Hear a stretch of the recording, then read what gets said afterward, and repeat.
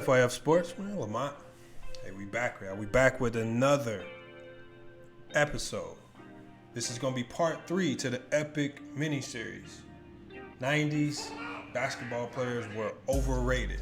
That's because it's going to be part 3 to that epic miniseries. So, today, we're actually going to be discussing, as you can see, the point guards of the 90s. All right, so we got to discuss the point guards of the 90s. You know, point guard, the driving force of your team. They make the engine go. All right, we're going to see how the point guards impacted the 90s. And we'll be breaking that down momentarily here. But before we get into that video, make sure you guys like, comment, subscribe, hit the notification bell. Make sure you do that again. We're going to be dropping, a lot of people didn't think this video would come. A lot of people thought that this mini-series was going to end with the small forwards. They thought I was just trolling. They thought it was a joke. No, this is serious business. Again, a lot of people overrate the 90s. And they overrate the 90s primarily because it was the era that Jordan played in. And again, to prop up what Jordan actually did in the 90s, they feel that they have to boost up everybody else, when that wasn't necessarily the case, and that's not necessarily needed to show that Jordan was the greatest player of all time. So what I'm here to do is I'm just here to expose the truth. Again, if we're going to be honest about these players in the 90s, and again, I'm honest with players of all eras, whether we're talking about 2000s, 2020s, the 80s, the 90s, I'm honest about all players in all eras. I talk about what made you great. I talk about what flaws you had. Again, I have no biases, but again, when I hear people speak on the 90s, they have no wrong to say about these players when it comes to criticizing their games and then actually comparing them to players of this era. So that's what I'm here to do. I'm here to speak for those guys that just get outspoken and they can't touch on these topics because it's so sensitive to people in the 90s. So that's what we're going to be speaking on today. So no further ado, we're not going to hold this up any longer. We're not going to hold it up any longer. We're just going to get straight to it. We're going to get straight to it, and we're going to be talking about point guards in the 90s. All right, so let's start with it. Let's start with it right here. And y'all see what we have first. We're going to run down to 20. We're going to run down 20 point guards in the 90s. And these are the top 20. These are the players that I feel are the top 20.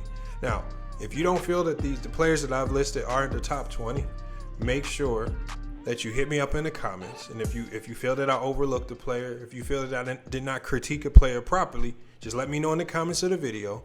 And again, we may make some revisions. I don't know. But I feel like my top 20 point guards of the 90s is pretty accurate.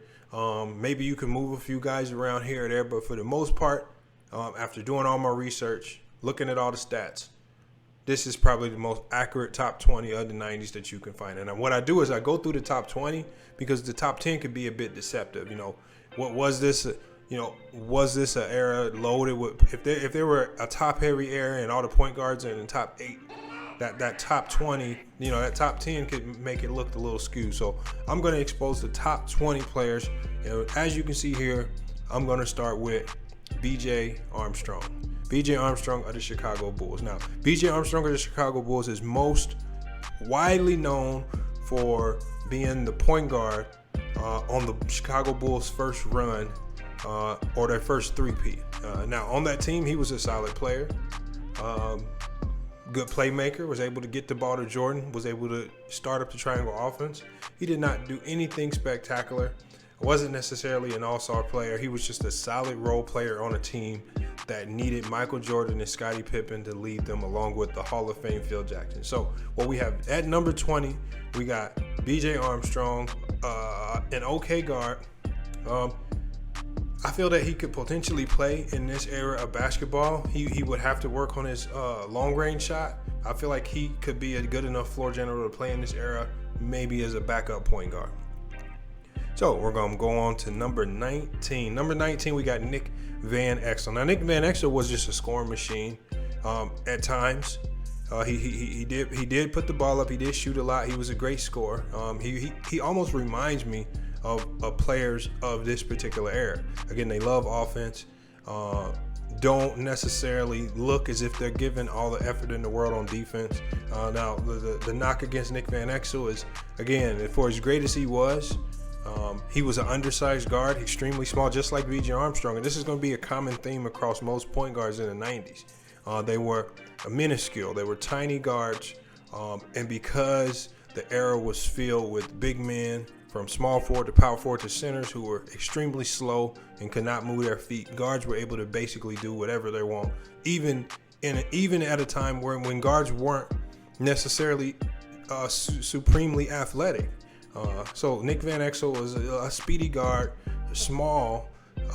His game would transition in the NBA, but we would see him have problems the same way Isaiah Thomas started to have problems as far as being an extreme liability on defense. The same way, again, his size, today's game is based off pick and roll. You put Nick Van Exel in pick and roll, and then he ends up being matched up with, a small forward with length. I don't know if he could necessarily score the way he did in the 90s and the 2000s, but I feel like he could be a good role player in this era coming off the bench. So he was a good guard. I'm not going to say he was great. He's definitely not Hall of Fame. He was never an all-star level guard in this era, but he was a good guard, but he never got it done, was never able to lead a team, and that's Nick Van Exel for you. Next up, we got Raj Strickland. So Raj Strickland was a speedy guard. Again, most of his career with the Washington Bullets, but again, this is a smaller guard, lightning quick. I give him that for his quickness. He had a nice handle. It's hard to say what he actually did in this era because he didn't win much. He didn't lead teams much. He wasn't a perennial all-star. He wasn't leading his team deep into the playoffs. So again, there's not much I can say about Raj Strickland other than he was just a solid guard. Could he play in this era? Probably so. Again, I would say in this particular era, with the speed and quickness of the guards, most guards in the league now can do exactly what Raj Strickland does. So again, I feel like he could be a solid guard off the bench. He kind of reminds me of a Trey Burke type guard, just a combo guard, scoring guard coming off the bench that could play the 1 or the 2. All right, next up, we got Mookie Blaylock of the Atlanta Hawks. Now, Mookie Blaylock of the Atlanta Hawks, again, he was in the same conference with Jordan. I remember, watching some of those games when I was very, very young, with Mookie Blaylock matched up against the Bulls on WGN. They never had success against the Bulls. They were an okay team in the East. They could just never get over the hump. Although Atlanta was just an average team with Mookie Blaylock at the point guard. I think he may have made a 1 or 2 All-Star games, maybe 1. I don't really think so, but he wasn't an All-Star level guard. Again, one thing that guards in this era had to their advantage is that 3s, 4s, and 5s were extremely slow. We broke down the power forwards of this era. Power forwards of this era, I called them plate cleaners. Most of them were overweight. Most of them were out of shape. None of them could really move their feet.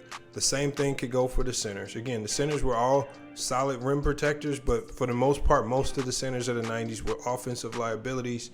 But they were good rim protectors in an era where you could just post up down low and protect the rim. So with Mookie Blaylock, yes, he was a good guard in this era, but again, because of his speed, he was able to look better than what he was. So in this era right here, it's hard to say who I would actually compare him to. Again, in this era right here, he would just be an average guard, primarily because there are just so many great guards. So he wouldn't be an all-star guard in this era. But for the work that he put in the 90s, he was okay. They never won. He never had any major success in the NBA or deep runs into the playoffs, but a lot of people will attribute that to him running into Michael Jordan. Again, I feel like that's just another excuse. And when people say they ran into Michael Jordan, I think that's them trying to prop up the era and then prop up Jordan as if he was this great, this great indeterminate factor that nobody could get through. All right, next up we got Michael Adams. Michael Adams of the Washington Bullets. Again, undersized, just like Mookie Blaylock, just like B.J. Armstrong, just like a lot of the guards that I've named before, an undersized guard who was able to put up decent numbers in the NBA while he was in the 90s. But again, we don't remember Michael Adams for anything other than being a decent player on a very bad teams in the 90s.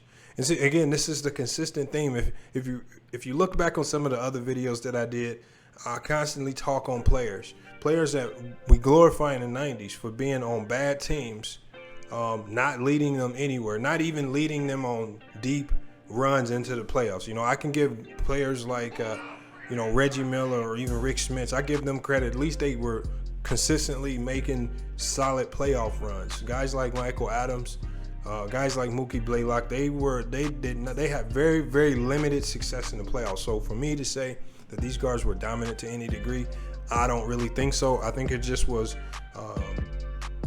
it's just a testament to how slow the 3, 4s, and the 5s were. The 3, 4s, and the 5s could not guard 1s and 2s in the 90s. And now we're in an era now where we have power forwards and centers who have the foot speed to stay with guards. When we look at players like Anthony Davis and Jonathan Isaac, these are players that could guard 1 through 5. You didn't really have a lot of those players in the 90s, primarily because of the fitness. The bigs typically got out of shape quick, and once they got out of shape, they stayed out of shape. So Michael Adams, so the Washington Bullets. Next up, we got Terrell Brandan. Now, Terrell Brandan, again, a very average guard in the 90s. A very average guard in the 90s. Ran into Michael Jordan in that Eastern Conference a lot. But what can we really say about him other than he was just a very, he played his role on that Cleveland Cavs team. He didn't have a very impressive career. Now, again, 90s fans will tell you that he was great. 90s fans will tell you that he was some standout, prolific guard that could do it all. That's not the case with this guy. This guy was a solid guard, had a nice shooting touch, was able to attack the rim. But again, attacking the rim in the 90s or attacking slower defenders or attacking guys that are out of shape, it's a lot different from attacking guys here in this era. So again, Terrell Brandan was an okay guard, but he never was able to lead a team deep into the playoffs. He never could contend with any of the greats in the league, and he was on fairly average teams for his entire career. So he never actually made an impact or difference on any of the teams that he was on. But 90s fans will tell you that's because of Michael Jordan. We got Terry Porter next. Terry Porter, now the Blazers. Blazers are still my favorite team. I like Terry Porter's game. Now, Terry Porter was a great guard. Came off the bench. He started his career coming off the bench, but when he did eventually start, he was a solid guard in the 90s. Made some All-Star games. Was considered one of the better guards in the Western Conference. Now, when we look at Terry Porter's overall game, he definitely had a very ugly jump shot. That was one thing that stood out.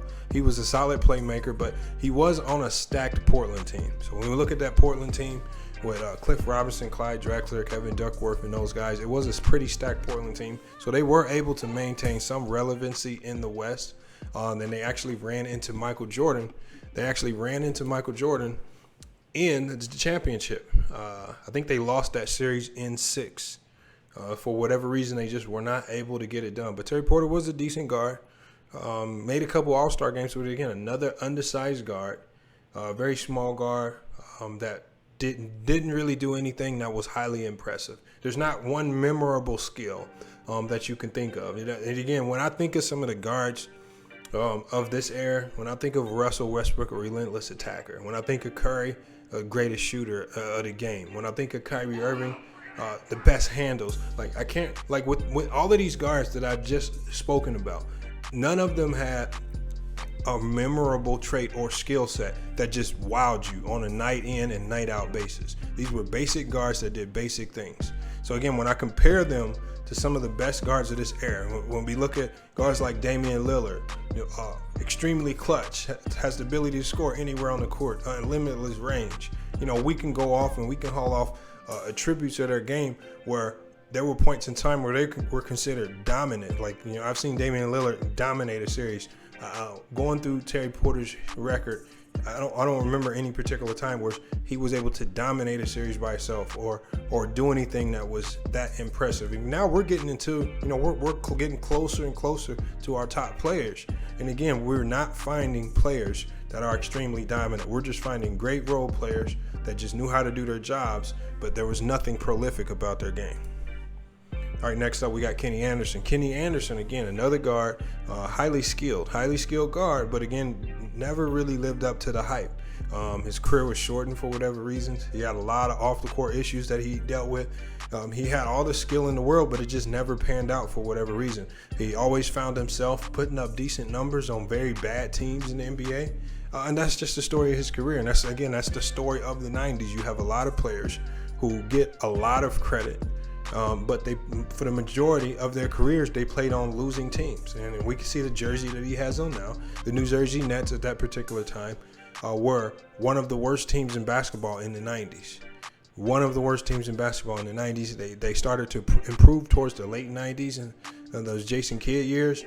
But for the most part in the 90s, the Nets were a laughingstock in the Eastern Conference. So Kenny Anderson, a serviceable guard, a very good guard. How his game would translate into the era today, again, we have to look at the fact that he's another undersized guard. Had a lot of off-the-court issues, so we didn't see that work ethic in the gym, to dedicated to making his game better.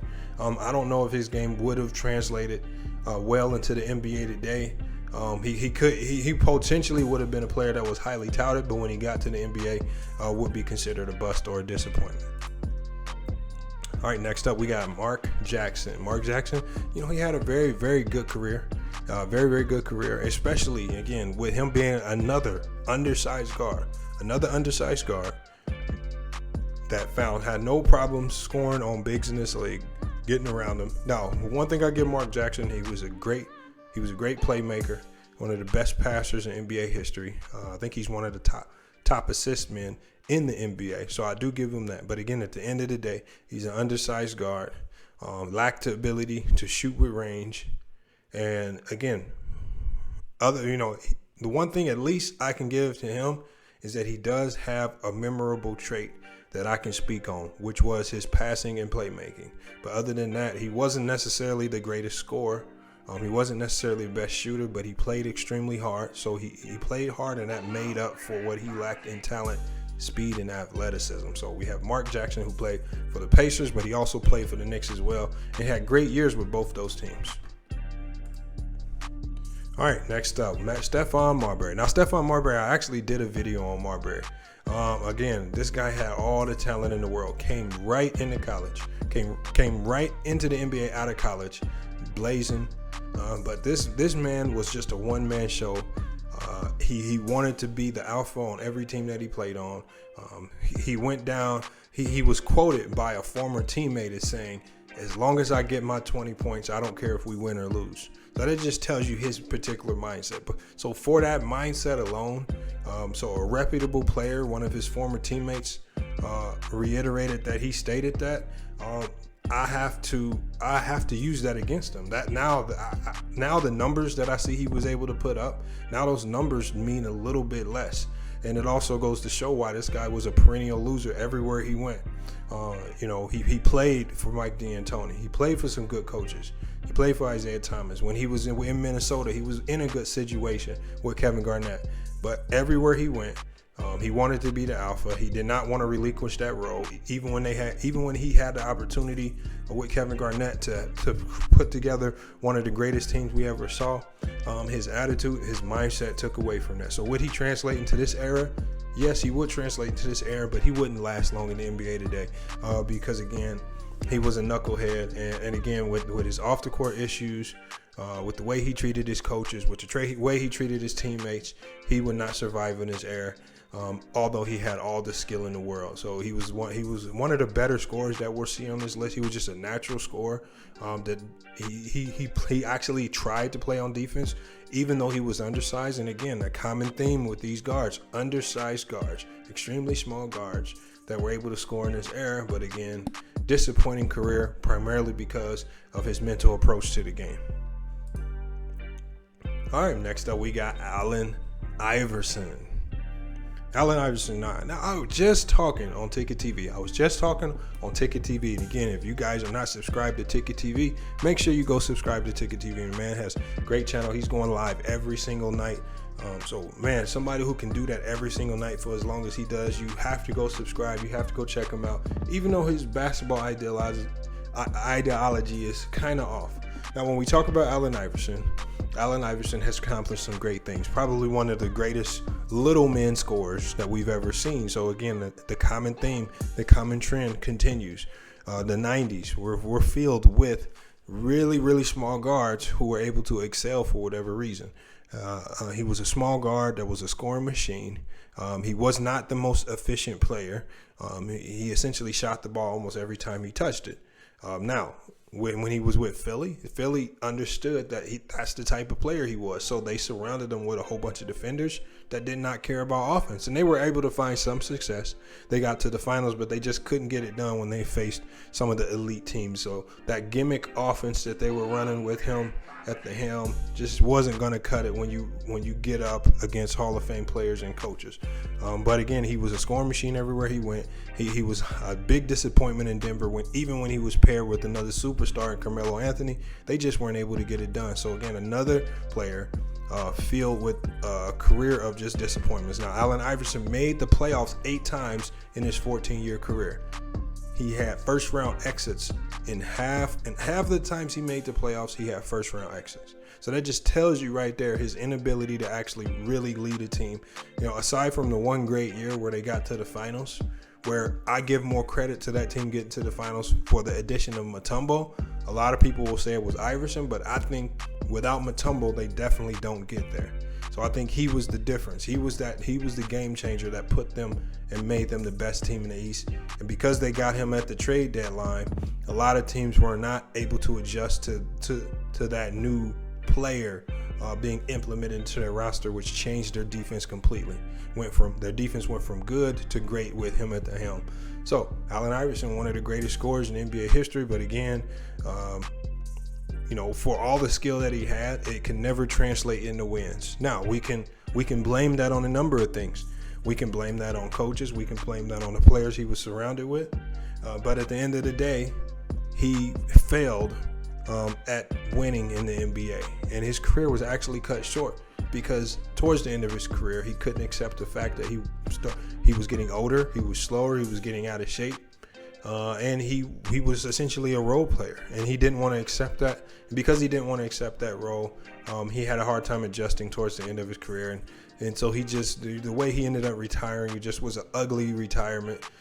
He should have went out the door a little bit better than what he did. But again, these are players who do things that they self-inflict harm on their own careers because of their selfish mentality. So great player. Selfish mentality never led to anything significant with regards to winning in the NBA. All right, next up we got Mark Price. Now, Mark Price. A lot of people are going to say, why do you have Mark Price over Allen Iverson? Again, Iverson played into the 2000s. Okay, so Iverson played into the 2000s. Mark Price was a pure 90s player. Mark Price was there for the whole time in the 90s. So that's why I have. So a portion of Iverson's career pushed over into the 2000s. So that's why I have Iverson under Mark Price. I'm not saying that Iverson's a better player than Mark Price. I'm saying for the sake of just talking about the 90s, I have Mark Price ranked over him. Mark Price, again, a solid guard, undersized guard for the Cleveland Cavaliers.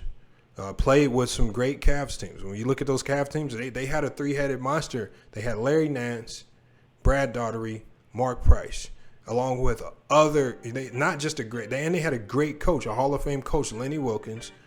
And they also had great role players. They were not able to get it done. When they ran into Jordan and the Bulls, again, it stifled them. Even with all the talent they had, with it being a big man era, they had the big man in Brad Daugherty and Larry Nance. They had two good big men.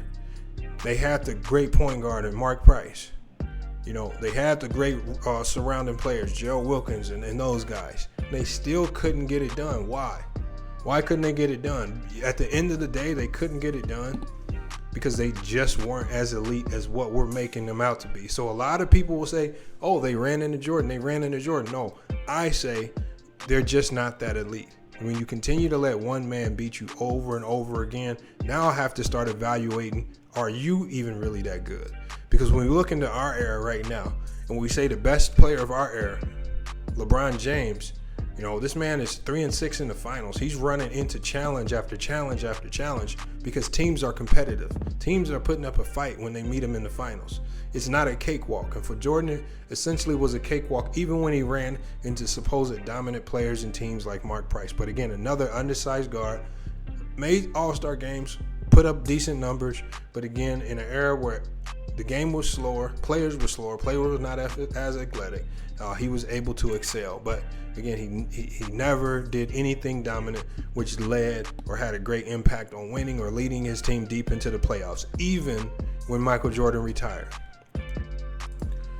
All right, next up we got Magic Johnson. Now, Magic Johnson was just that good. Magic Johnson, even though he only played like 1.5 years in the 90s, he didn't play much in the 90s. Then he had a comeback year a few years after he retired where he put up 15 a game. It's still Magic Johnson. So again, that's just a testament to the quality of guards, the point guards in this era, that I have to look at Magic Johnson and look at the 1 year that he played. The 1 year that he played, and I think it was either 89-90, or I think it was 90-91. The man was averaging 19 and 10. He was still playing in his prime, and again, his career was cut short because of his HIV diagnosis. So again, even with his one strong year in the 90s, I have to put him above some of these other guys, primarily because he's Magic Johnson. Now, we know his career was cut short. I have nothing to say about this man. Could he play in this era? Yes, he could definitely play in this era. We know he had the ability to adapt his game to any style of play. When he won his first championship as a rookie, their big man, Kareem got hurt. He had to play center. Now, he had been playing point guard all this time. He switched to center and won the game with a hook shot. See, so that's what I mean, being adaptable. So can this man adapt? He's proven he can adapt and play any position you need him to do. He's proven that he can adapt his game. So I think he can come into this era. I think he would be able to develop a three-point shot. And we know that he's an elite playmaker, passer, and can finish at the rim with the best of them. So, again, this is one of probably the top players of all time. I had to put him on this list. Nothing bad to say about him because, again, he's not a puny guard like a lot of the other guards that I talked about. Greatest passer in NBA history, greatest playmaker in NBA history, and greatest leader, one of the greatest leaders in NBA history. So Magic Johnson, nothing bad to say about him. He had everything that you look for in a player that you're trying to build around today. All right. So, again, Magic Johnson, nothing bad to say about him. All right, next up we got Jason Kidd. Now, Jason Kidd, here's the thing about Jason Kidd. I have him over Magic Johnson, obviously, because he played the majority of the 90s. Again, he's one of the best passers of all time. Jason Kidd has a very ugly style of play. It's ugly. There's nothing pretty about his game. None of his passes don't look as smooth as Magic's. But he was a hard-nosed player. He loved to play fast, and he got the job done. Now, he eventually developed the three-point shot towards the end of his career, but for the majority of his career, he was a very poor shooter. And his playmaking ability in the 90s and his ability to finish at the rim helped him excel and be great on teams. Also, Jason Kidd was just one of the smartest players that we've seen in NBA history. Now, as far as the 90s go, now I know he led teams to the finals in the 2000s, but as far as the 90s go, he was not able to do anything with regards to putting up a fight against Michael Jordan or even the Houston Rockets or, even some of the top teams. He played for the Dallas Mavericks, one of the worst teams in the NBA during that era. Even with a loaded team, when we're looking at Jamal Mashburn, Jim Jackson, Jason Kidd, another three-headed beast. We're talking about potential super teams. These are potential super teams with the youth that they had. They were still not able to get it done. All right, Mashburn, Jim Jackson in his prime, Jason Kidd, all young, youthful players in their prime, and we're still one of the worst teams in the NBA. Again, that just tells you right there that, 90s fans will say, they were, teams were just that good. The Mavericks couldn't get it done.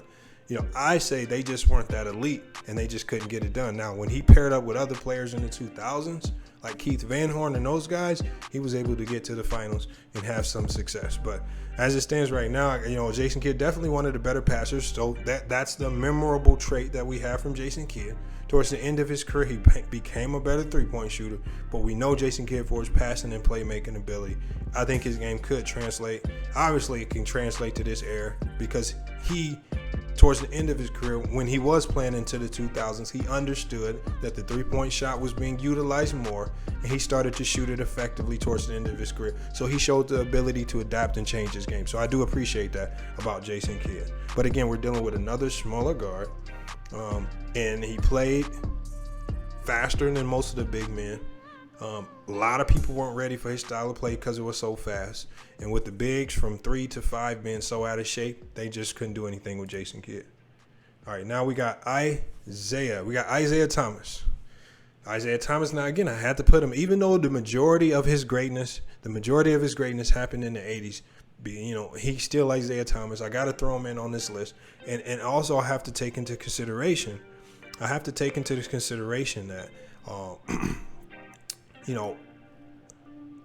these guards just weren't that stout.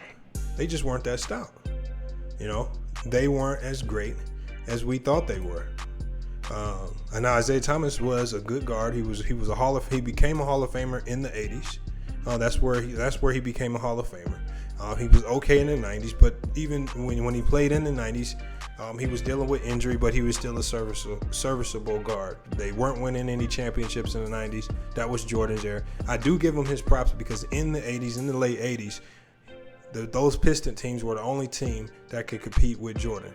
And it took Jordan having to pair up with Scottie Pippen, now a Hall of Famer, and Phil Jackson, who's the greatest coach of all time, to overcome this, man. So I give Isaiah Thomas his present. I give him his credit. But as far as the 90s goes, when we're just talking about the 90s, we're not looking at the 80s. We're not counting what he did in the 80s. He was an okay guard. All right, next up we got Kevin Johnson. Kevin Johnson, another great scoring guard, put up big numbers for the majority of his career. A lot of people say he should already be in the Hall of Fame. He did make it to the finals once. He definitely made it to the finals one time against Jordan. They lost. They lost in 6. And again, and this was a Phoenix team that was favored to beat the Bulls. This was a Phoenix team that was player for player was better than the Bulls. When you're talking Barkley, Marley, Kevin Johnson, and the rest of that crew down there, they, from top to bottom, they had Charles Barkley, who was the MVP of the league. They had Kevin Johnson, one of the best scoring guards, playmakers in the league. This man would average 20 and 10, no problem. So they had a better point guard than the Bulls. You look at Dan Marley, solid defender in the 90s, great three-point shooter. They had everything necessary to beat the Bulls and still came up short. Now, why do we say they came up short? What are Kevin Johnson's numbers a bit inflated because teams in the 90s and guards and bigs in the 90s were just not that elite? Or was Jordan that good? See, and it has to be one or the other. But when I break it down from top to bottom and when I really evaluate each of their games, I have to say that I think the talent in the 90s just wasn't as good. And some of the elite players just were able to capitalize that and inflate their numbers and make it look a little bit better, make themselves look a little bit better than what they actually were. But Kevin Johnson, a great career. He's still not in the Hall of Fame yet. No championships. Made a good finals run one year against the Bulls, but they definitely failed in 93. Couldn't get it done. So Kevin Johnson, a great player, another undersized guard, just couldn't get it done. Next up, man, we got Tim Hardaway. Tim Hardaway, man, the man essentially introduced the crossover to the game. Now, was it the greatest crossover of all time? No, it was not the greatest crossover of all time. When Tim Hardaway started doing, it was just new to the game. It was just new to the game. Players have improved upon it. Players have made it better. Players have used it a bit more effectively. But because Tim Hardaway, as you can see here,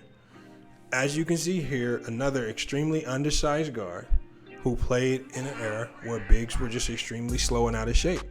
And so, he was able to do damage in that era. never won any championships. He was a good player, and on that Golden State team, he played with Chris Webber and those guys. They went 50-32. But again, they failed. They failed time and time again. And that's the common thing. And again, now we're at the top of this list. And at the top of this list, we're still talking about players who are failing, who couldn't get it done even in 1 year. And we're at the top of the list. Now we're talking about the best of the 90s at the point guard position. All right, we got Anthony Hardaway next, man. This guy's game, like I said, I got nothing bad to say about this man other than injuries just to derail his career. Not sure why Shaq ultimately made the decision to leave Orlando and go to LA, but if those two would have stayed together, Penny would probably have a championship, and he probably would definitely have a championship. But things didn't pan out. Penny couldn't stay healthy. And his career was just derailed by injury. So could he play in this era? Yes, he could play in this era. His size, again, just like Magic. And Magic only gave us one good year in the 90s. But similar to Magic, we talking about a 6'7" point guard who had every move in the book, had a three-point shot, had a mid-range, could get to the basket anytime he want, was lightning quick. So nothing bad to say about Penny Hardaway, man. Probably one of the most explosive and dynamic guards of the 90s. Again, he also ran into Jordan. He's one of the few players in the 90s that can say that they eliminated Michael Jordan out of the playoffs. Even though it was a year where Jordan was coming out of retirement, they eliminated Jordan and the Bulls. So I got to give him some props for that. So again, he meets my credentials. He's not undersized. He's not minuscule like the rest of the guards in the 90s. And because of injuries derailed this man's career. So it wasn't necessarily his game or his inability to lead a team, because he was a great leader. It was just injuries derailed this man's career. All right, we got Gary Payton. Gary Payton, again, another undersized guard who was able to fill up the stat sheet, play for the Supersonics. They say that Gary Payton is one of the better defenders of the 90s. And he did win the Defensive Player of the Year. But he's definitely undersized. So, he led the team. He led his team to the finals. And when they did get to the finals, we all know who they played. Guess who again? They played Michael Jordan. And they lost. Again, this is the common theme with players in the 90s. Now, did they lose because Jordan was that great? Because at the end of the day, the last time I checked, Seattle had the best record in the league at that point in time. Seattle had the best record in the league. They were the best team, not the Bulls. They were coming out of the West, the team that was loaded, the conference that was loaded with all the great big men.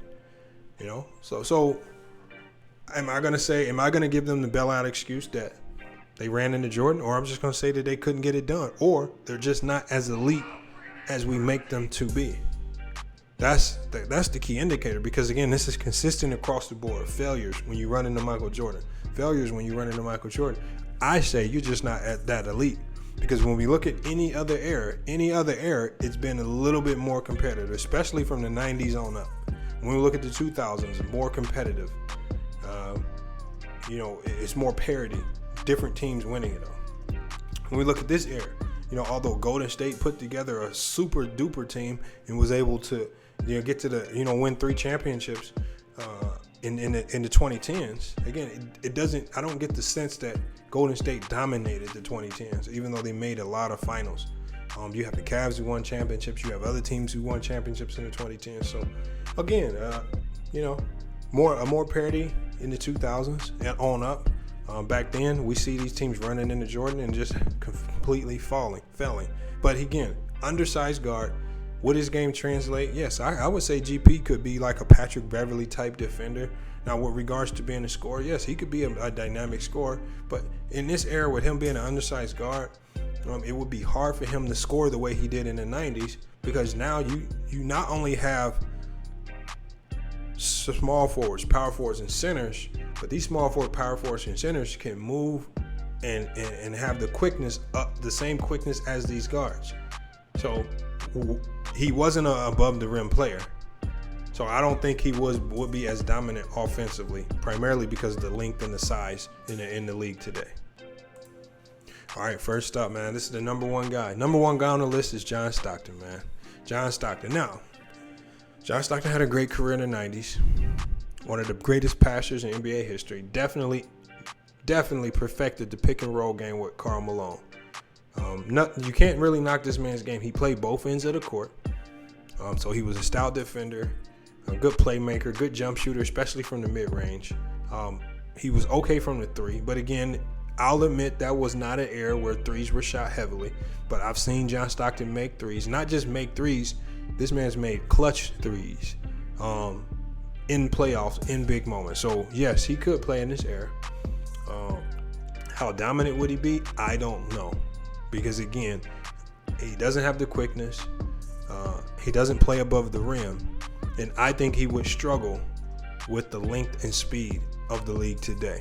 Now, a lot of people may beg to differ. I just think that because of the length and speed of the NBA, it would definitely bother him. The way teams are able to guard the pick and roll now, especially with that length, that would take away a lot of that. What they would essentially do is they would turn John Stockton into the scorer and take away his scoring options that made him so great. So again, he would definitely be good in this era. Would he dominate like he did in the 90s? I don't think so. But John Stockton was definitely the best point guard of the 90s. Now, again, let's not get this confused. I'm not saying he's better than Iverson. All right, but Iverson's career also spanned into the 2000s. He did not play the majority of his career in the 90s. John Stockton played the bulk of his career in the 90s, and the bulk of his dominance was in the 90s. But at the end of the day, this man, even though he was the best point guard of the 90s, he was the best point guard of the 90s, and he didn't win a championship. Best point guard of the 90s, ran into Michael Jordan twice. He ran into Michael Jordan twice in the finals and failed, came up short both times. And so we have to look at that. And here's the meter I like to use. This is the best point guard of the 90s, hands down. From start to finish in the 90s, he was the best point guard. Now, with him being the best point guard in the 90s, is he better than Steph Curry? I would take Steph Curry over John Stockton. Is he better than Damian Lillard?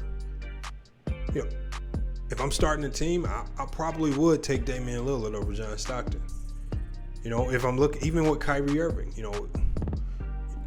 if I got to take one or the other, I'm probably going to take Kyrie Irving over John Stockton. So when I'm comparing John Stockton to point guards of our era, I don't know if John Stockton necessarily matches up to even the top 5 point guards of our era. If you're looking at dynamic players, like even when I look at a Chris Paul, like, am I taking John Stockton or Chris Paul? I mean, with Chris Paul's ability to score, I might have to take Chris Paul. Right. So again, this is the best point guard of the 90s, and then I can probably name easily 10 point guards since 2010 that are better than John Stockton. So that just tells you how much more talent we have in this league today. And again, 90s fans just won't admit it. 90s fans don't want to really break it down like that. But when you start breaking it down like that, and you look at, this is my top point guard of the 90s. And if you took John Stockton out of the 90s and ranked him in this era right now, would he even be in the top 10? See, and this is just called being honest with yourself. I'm not taking away from what he did in the 90s. All right, but let's stop using this man. Let's stop using players like this to bolster what Jordan did in the 90s. Okay, Jordan is safe for now. Jordan is safe for now. Jordan is the GOAT, you guys. Let's stop. Let's not. Don't worry about LeBron right now. All right, we just watched LeBron lose to the Toronto Raptors tonight. Let's not worry about LeBron right now. All right, LeBron's chasing, but he got a long way to go. There's no need to fear. You don't have to boost up guys like John Stockton, guys like Mark Price, guys like Gary Payton or Allen Iverson to act as if Jordan played against elite competition. Because a lot of these guards and the majority of these guards that I spoke on were not great defenders. Not great defenders by a long shot. And so, again, this is why I say 90s point guards were pint sized. That's going to be the title of this video. 90s point guards were pint sized. And that's the story of the 90s right there. You got some good guards, electrifying guards, but they were just tiny. And that just wouldn't translate into this era right now. That wouldn't translate. You would not be able to survive with that type of size in this era or even dominate. I just broke it down, man. Point guards of the 90s were pint sized. If you guys, hey, let me know in the comments what you think about this, man. If you feel like I'm capping a bit, again, I feel like I gave an honest assessment to each one of these players. You know, if they were great, I'll let you know they were great. If they had flaws, I'll let you know they had flaws. Again, this is just an honest assessment. When we break the 90s down like this, now you look at it in a different light, especially when guys or fans of the 90s try to use these players to act as if the 90s would just come, 90s players would jump in this era and just immediately start dominating. And that's not the case. Again, that's just you trying to prop up your era. I'm just here to get the truth out, and that's it. But another great episode. This is part 3 of the miniseries. Part 3 of the miniseries, 90s point guards were pint-sized. That's what it is, and that's how we're going to end it right there. So we know we got the finale coming up. The finale will definitely be on shooting guards. But I'm telling you right now, you're going to want to make sure you tune in for the next and last episode of the epic mini-series, 90s players were overrated. All right, make sure you want to, because again, I'm gonna have to. I've looked at the last position. I've looked at the last position in the 90s, and after doing a tough critique from top to bottom, I think you guys are gonna be surprised. All right, so the next video that gets released on the 90s shooting guards, it might not sit well with a lot of you guys. But again, I'm not gonna release too much information on that. But FYF Sportsman, another great episode here. 90s players are overrated, man. I hope you guys enjoy. Make sure you like, comment, and subscribe. Hit that notification bell. Again, you want to be notified when the next video drops. It's not going to be one that you want to miss. So make sure you stay tuned for that. But it's FYF Sports, and we out.